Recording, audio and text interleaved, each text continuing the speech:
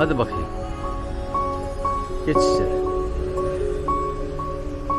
Aziz dostum benden küsüp incidi. Ayrılık yat kimi çıktı yerinden. Aziz dostum benden küsüp incidi. Ayrılık yat kimi çıktı yerinden. Geldiği yolları ot basıp indi.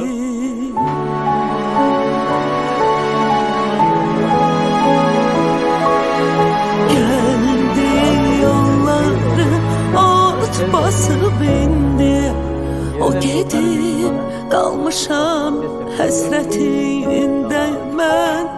O gidip kalmışam hasretinde ben. Nece yanağıma koşup nece dinlerim.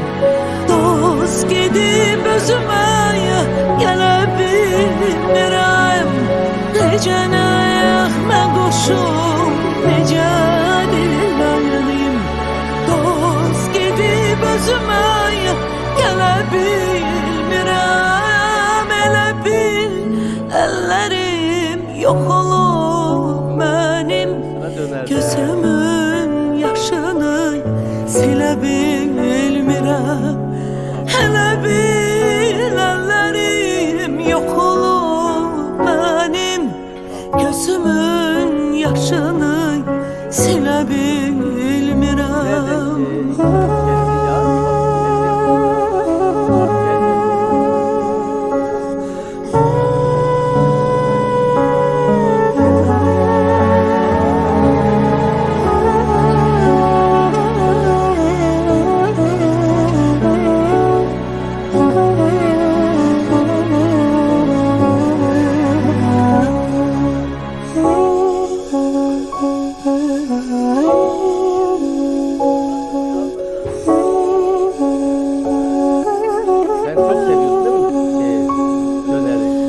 Aziz dostum benden küsüp inciyip.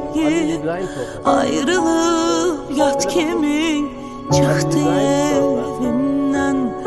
Aziz dostum benden küsüp inciyip. Ayrılık yat kimi çıktı yerinden.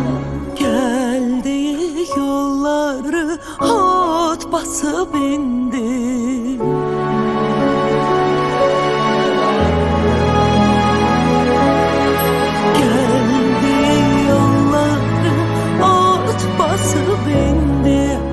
O gidip kalmışam hasretinde ben. O gidip kalmışam hasretinde ben. Nece yanağıma koşup nece dinlerim. Dost gidip özüme gelebilirim. Nece Türköy'den haber. Okuyun, okutun.